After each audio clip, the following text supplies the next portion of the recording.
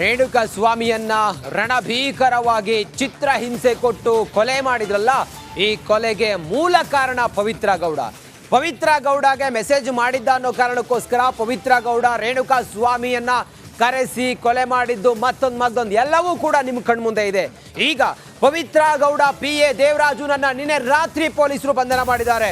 ಪವಿತ್ರ ಗೌಡ ಮತ್ತೆ ದೇವರಾಜು ಏನಿದ್ದಾರೆ, ಪವಿತ್ರ ಗೌಡ PA ದೇವರಾಜು ಆತ ಈ ಪ್ರಕರಣದಲ್ಲಿ ಇನ್ವಾಲ್ವ್ ಆಗಿದ್ದಾನೆ ಅನ್ನೋದ್ರ ಬಗ್ಗೆ ಮಾಹಿತಿ ಇದೆ. ಪೊಲೀಸರು ಮೊಬೈಲ್ ಅನ್ನ ಪರಿಶೀಲನೆ ಮಾಡಿದಾಗ ಪವಿತ್ರ ಗೌಡ ಮತ್ತೆ ದೇವರಾಜು ಇಬ್ರು ಕೂಡ ಹಲವಾರು ಬಾರಿ ಮಾತನಾಡಿದ್ದಾರೆ ಈ ಪ್ರಕರಣದ ಆಜುಬಾಜಿನಲ್ಲಿ ಅನ್ನೋದ್ರ ಬಗ್ಗೆ ಡೀಟೇಲ್ ಸಿಕ್ಕಿದ್ರಿಂದ ಪೊಲೀಸರಿಗೆ ತನಿಖೆಗಾಗಿ ದೇವರಾಜುನನ್ನ ನಿನ್ನೆ ವಶಕ್ಕೆ ಪಡೆದಿದ್ದಾರೆ.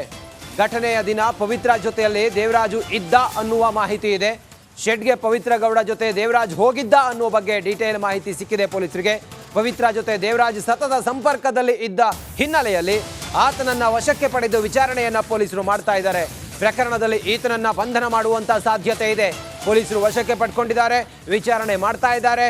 ಏನಾದರೂ ಪವಿತ್ರ ಗೌಡ ಜೊತೆಗೆ ಆತ ಶೆಡ್ನಲ್ಲಿ ಪಟ್ಟಣಗೆರೆಯ ಆ ಬಸ್ ಸೀಸಿಂಗ್ ಶೆಡ್ನಲ್ಲಿ ಇದ್ದ ಅನ್ನೋದೇನಾದ್ರೂ ಗೊತ್ತಾಯ್ತು ಅನ್ನೋದಾದ್ರೆ ಆತನ ಬಂಧನ ಆಗುತ್ತೆ. ಹಾಗಾದ್ರೆ ಕೊಲೆಯಾದ ದಿನ ಶೆಡ್ನಲ್ಲಿ ಇದ್ದದ್ದು ಎಷ್ಟು ಜನ? ರೇಣುಕಾ ಸ್ವಾಮಿ ಮರ್ಡರ್ ಕೇಸ್ನಲ್ಲಿ ಇನ್ನೆಷ್ಟು ಜನ ಭಾಗಿಯಾಗಿದ್ದಾರೆ? 39 ಗಾಯದ ಗುರುತುಗಳು ರೇಣುಕಾ ಸ್ವಾಮಿಯ ದೇಹದ ಮೇಲಿತ್ತಲ್ಲ, ಆತನ ಮೇಲೆ ಚಿತ್ರಹಿಂಸೆ ಕೊಟ್ಟು ಆತನನ್ನ ಪೈಶಾಚಿಕ ರೀತಿಯಲ್ಲಿ ಕೊಲೆ ಮಾಡಿದಂಥ ಸಂದರ್ಭದಲ್ಲಿ ಎಷ್ಟು ಜನ ಇದ್ರು ಶೆಡ್ನಲ್ಲಿ? ಈಗ ದೇವರಾಜ್ ಇದ್ದ ಅನ್ನೋದ್ರ ಬಗ್ಗೆ ಮಾಹಿತಿ ಸಿಕ್ಕಿದೆ. ಈ ನಿಟ್ಟಿನಲ್ಲಿ ಆತನನ್ನ ವಶಕ್ಕೆ ಪಡೆದಿದ್ದಾರೆ ಪೊಲೀಸರು. ಆತನ ಬಂಧನ ಆಗುವಂತ ಸಾಧ್ಯತೆ ಇದೆ. ಈತ ಇದರಲ್ಲಿ ಇನ್ವಾಲ್ವ್ ಇದ್ದ ಅನ್ನೋದಾದ್ರೆ, ಘಟನೆ ನಡೆದ ದಿನ ಪವಿತ್ರ ಗೌಡ ಜೊತೆಯಲ್ಲಿ ಈ ದೇವರಾಜು ನಿರಂತರವಾಗಿ ಸಂಪರ್ಕದಲ್ಲಿ ಇದ್ದ ಅನ್ನೋದ್ರ ಬಗ್ಗೆಯೂ ಕೂಡ ಈಗ ಪೊಲೀಸರಿಗೆ ಮಾಹಿತಿ ಸಿಕ್ಕಿದೆ. ಈ ಮಾಹಿತಿ ಆಧಾರದ ಮೇಲೆ ನಿನ್ನೆನೆ ನಡಿ ಈಗ ಶುರು ಮಾಡೋಣ. ಕೇಸರಿಯಿಂದ ಮನೋಲ್ಲಾಸ ಮನಸ್ಸು ಮತ್ತೇರಿ ಕುಣಿದಾಡಿದೆ ನೋಡು, ಮನಸ್ಸು ಮತ್ತೇರಿ ಕುಣಿದಾಡಿದೆ ನೋಡು. ಕ್ಷಣ ಕ್ಷಣವೂ ಆಚರಿಸಿ ಕೇಸರಿ ಹಬ್ಬ. ವಿಮಲ್ ಬಾಯಲ್ಲಿ ಹೇಳಿ ಕೇಸರಿ. ದೇವರಾಜುನನ್ನ ಪೊಲೀಸರು ವಶಕ್ಕೆ ಪಡ್ಕೊಂಡಿದ್ರು.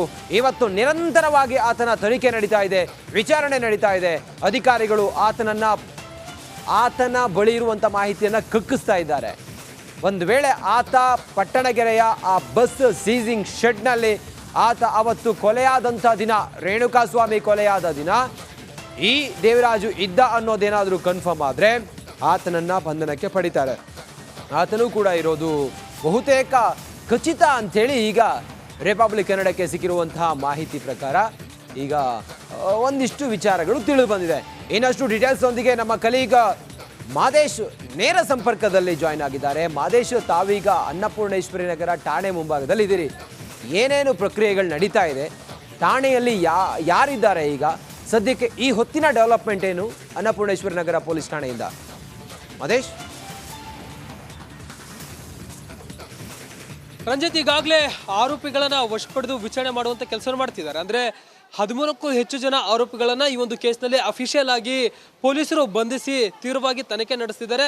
ಒಂದಷ್ಟು ಸ್ಫೋಟಕ ವಿಚಾರಗಳು ಕೂಡ ಹೊರಗಡೆ ಬರ್ತಿದೆ. ಅಂದ್ರೆ ರೇಣುಕಾ ಸ್ವಾಮಿಯನ್ನ ಯಾವ ರೀತಿಯನ್ನ ಕೊಲೆ ಮಾಡಲಾಗಿತ್ತು, ಜೊತೆಗೆ ಚಿತ್ರಹಿಂಸೆ ಕೊಡಲಾಗಿತ್ತು ಅಂತೇಳಿ ಗೊತ್ತಾಗಿತ್ತು. ಕರೆಂಟ್ ಶಾಕ್ ಕೊಟ್ಟಿರೋದು ಕೂಡ ನಿನ್ನೆ ಕೋರ್ಟ್ನಲ್ಲಿ ಪ್ರಸ್ತಾಪ ಆಗಿತ್ತು. ಆ ಒಂದು ವಿಚಾರಕ್ಕೆ ಸಂಬಂಧಪಟ್ಟಂತೆ ಹೆಚ್ಚಿನ ತನಿಖೆ ಕೂಡ ನಡೆಸಲಾಗ್ತಿದೆ. ಈಗ ಮತ್ತೋರ್ವ ಆರೋಪಿಯನ್ನ ಈ ಒಂದು ಕೇಸ್ನಲ್ಲಿ ವಶ ಪಡೆಯಲಾಗಿದೆ ಅಂತೇಳಿ ಮಾಹಿತಿ ಲಭ್ಯ ಆಗ್ತಿದೆ. ಅದು ಪವಿತ್ರ ಗೌಡ ಜೊತೆ ಇರುವಂತಹ PA ದೇವರಾಜ್ ಎಂಬಾತನನ್ನ ಸದ್ಯಕ್ಕೆ ವಶ ಪಡೆದು ಮಾಹಿತಿಯನ್ನ ಕಲೆ ಹಾಕ್ತಿದ್ದಾರೆ. ಯಾಕಂದ್ರೆ ಆ ಒಂದು ದಿನ ಅಂದ್ರೆ ಕೊಲೆ ನಡೆದ 8ನೇ ತಾರೀಕು ಏನಿದೆ ಅವತ್ತು ಇವರ ಜೊತೆ ಅಂದ್ರೆ ಆರೋಪಿಗಳ ಜೊತೆ ಈತ ಕೂಡ ಇದ್ದ ಅನ್ನುವಂತ ಮಾಹಿತಿ ಇದೆ. ಯಾಕಂದ್ರೆ ಪವಿತ್ರ ಗೌಡ ಜೊತೆ ಸತತ ಸಂಪರ್ಕದಲ್ಲಿರ್ತಾನೆ. ಮ್ಯಾನೇಜರ್ ಮತ್ತೆ PA ಆಗಿರೋದ್ರಿಂದ ಯಾವಾಗಲೂ ಕೂಡ ಪವಿತ್ರ ಜೊತೆ ಸಂಪರ್ಕದಲ್ಲಿರ್ತಾನೆ. ಜೊತೆಗೆ ಆ ಒಂದು ದಿನ ಕೂಡ ಪವಿತ್ರ ಗೌಡ ಜೊತೆ ಈತ ಕೂಡ ಶೆಡ್ಗೆ ಹೋಗಿದ್ದ ಅಂತ ಅನ್ನುವಂತ ಒಂದು ಮಾಹಿತಿ ಇದೆ. ಅದಕ್ಕೆ ಸಂಬಂಧಪಟ್ಟಂತೆ ಒಂದಷ್ಟು ಎವಿಡೆನ್ಸ್ ಗಳನ್ನ ಈಗಾಗಲೇ ಪೊಲೀಸರು ಕಲೆಕ್ಟ್ ಮಾಡಿದ್ದಾರೆ. ಹೀಗಾಗಿ ಆ ಒಂದು ಎವಿಡೆನ್ಸ್ ಗಳ ಆಧಾರದ ಮೇಲೆ ದೇವರಾಜ್ನನ್ನ ವಶಪಡಿದು ವಿಚಾರಣೆ ಮಾಡುವಂತ ಕೆಲಸನ ಮಾಡ್ತಿದ್ದಾರೆ. ಅವತ್ತು ಈತ ಒಂದು ಘಟನಾ ಸ್ಥಳದಲ್ಲಿದ್ದ ಅಂತ ಗೊತ್ತಾಗಿದೆ.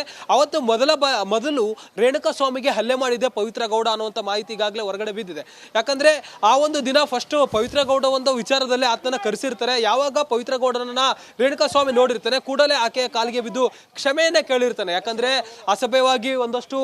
ಅಸಭ್ಯವಾಗಿ ಈತ ಮೆಸೇಜ್ ಮಾಡೋದಾಗಿರ್ಬೋದು ಮತ್ತೆ ಫೋಟೋಗಳನ್ನ ಕಳಿಸೋದನ್ನ ಮಾಡಿರ್ತಾರೆ ರೇಣುಕಾ ಸ್ವಾಮಿ.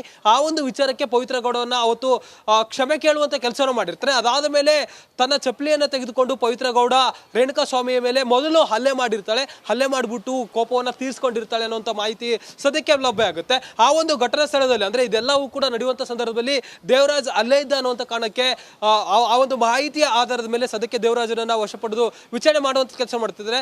ಒಂದು ವೇಳೆ ಆ ಒಂದು ಘಟನಾ ಸ್ಥಳದಲ್ಲಿ ಈತಂದು ಕೂಡ ಏನಾದರೂ ಪಾತ್ರ ಇದ್ರೆ ಆತನನ್ನು ಕೂಡ ಅರೆಸ್ಟ್ ಮಾಡಿ ಇಲ್ಲಿ ಮತ್ತೊಂದು ಆರೋಪಿಯನ್ನ ಸೇರ್ಪಡೆ ಮಾಡುವಂತ ಸಾಧ್ಯತೆ ಕೂಡ ಇದೆ. Ranjith. Okay, thank you Madesh ನಿಮ್ಮೆಲ್ಲ ಮಾಹಿತಿಗಾಗಿ.